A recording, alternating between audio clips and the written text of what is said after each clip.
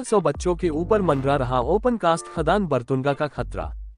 South eastern coalfield limited Chirmiri क्षेत्र की open cast खदान बरतुंगा में हो रही ब्लास्टिंग को लेकर कोरबा लोकसभा क्षेत्र का समन्वय ओम प्रकाश गुप्ता ने मीडिया को जानकारी से रूबरू कराते हुए कहा कि मुझे विश्वास सूत्रों से पता चला था कि डीएवी पब्लिक स्कूल बरतुंगा में पढ़ रहे 1200 बच्चों पर ओपन कास्ट खदान का खतरा मंडरा रहा है, जिसे देखने के लिए मैं गया। तभी मुझे भी कुछ एहसास हुआ कि इस क्षेत्र में भूकंप जैसा माहौल मुझे महसूस हुआ, जिसके बारे में मैंने लोगों से पूछताछ किया और बच्चों से भी पूछा तो उन्होंने बताया कि अक्सर इस तरह की ब्लास्टिंग होती है।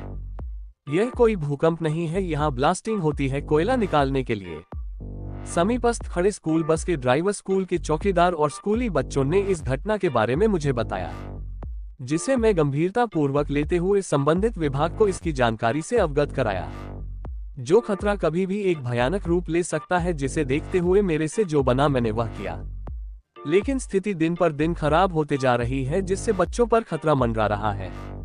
उन्होंने कहा कि इस विषय पर गंभीरता पूर्वक नहीं लिया गया तो सरकार तक इसकी आवाज पहुंचने में पीछे नहीं हटूंगा, क्योंकि यह बच्चों के भविष्य का सवाल है और उनके जिंदगी का सवाल है। क्योंकि आसपास का माहौल और ओपन कास्ट का बढ़ता हुआ क्षेत्र देखकर वैसे ही डर लगने लगा है। जहां छोटे छोटे बच्चे शिक्षा प्राप्त कर रहे हैं, मैं एक सामाजिक कार्यकर्ता और एक जनप्रतिनिधि होने के नाते से भी मेरा जो दायित्व था मैंने किया और हमेशा इसी तरह की समस्याओं को लेकर आवाज उठाता रहूंगा। मीडिया द्वारा पूछे जाने पर अपने किन किन को इसकी जानकारी से अवगत कराया। उन्होंने कहा कि मुझे जो बना मैं फोन के माध्यम से और फेसबुक में पोस्ट कर इसकी जानकारी से लोगों को अवगत कराया हूँ। समाचार 30 लाइव के लिए छत्तीसगढ़ से आर स्टीफन की रिपोर्ट। आपका नाम? मैं ओम प्रकाश गुप्ता। आप कांग्रेस में किस पद में हैं? मैं कोरबा लोकसभा का समन्वयक हूँ, पूर्व जिला कोषाध्यक्ष। आप डीएवी पब्लिक स्कूल क्यों गए थे, क्या वजह?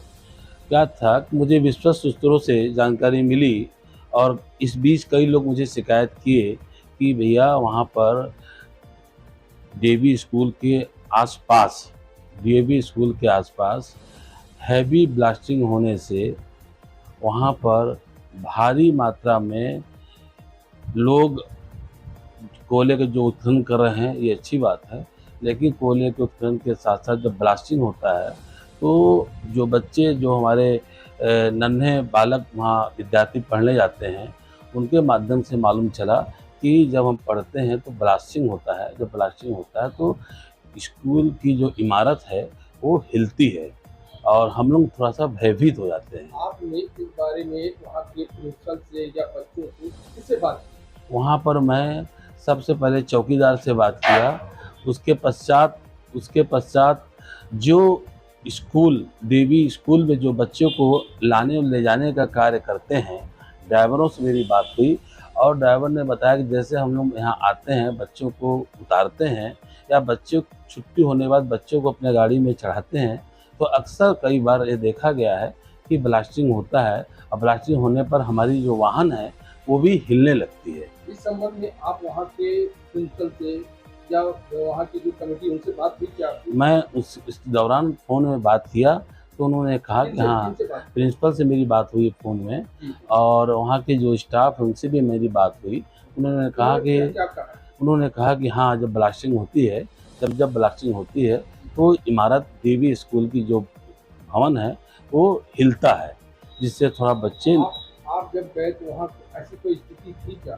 हाँ, जब मैं गया वहाँ पर तो मुझे भी महसूस हुआ, इत्तेफाक से जैसे मैं अपने कार से उतरा वैसे मैं महसूस किया कि जैसे हल्का सा भूकंप आ रहा है। मैंने वहाँ के लोगों से, रहवासियों से बात किया, पूछा क्यों भाई ये कैसा भूकंप जैसा लग रहा है? बोला हाँ, अक्सर ये भूकंप नहीं है, पर जो अगल बगल जो ओपन कास्ट ओशियम माइंस चल रहा है, वहाँ के ब्लास्टिंग होने से ये अक्सर वहाँ पर भवन हिलते हैं, इमारत हिलती है, तो हम लोग समझ जाते हैं कि यहाँ ब्लास्टिंग हुआ। इस संबंध में आपने किसी कोयला खान अधिकारियों से संपर्क किया?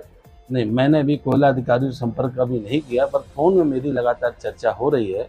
मैं कलेक्टर से भी फ़ोन लगाया, एमसीबी कलेक्टर के पास फ़ोन लगाया, इत्तेफाक से कलेक्टर साहब ने फ़ोन नहीं उठाया, तो मैंने फिर अपने फेसबुक में इस सारी बातों को लिख कर डाला और जितने भी प्रिंट मीडिया हैं और जितने भी पत्रकार साथी हैं उनको भी मैं बात बताया कि इस चीज़ को उठाइए, क्योंकि जो नौनिहाल बच्चे हैं और वहाँ पढ़ने जाते हैं और छोटे छोटे बच्चे भी डरते हैं और महसूस करते हैं कि इस इमारत को हिलने से भयभीत हो जाते हैं। धन्यवाद आपको।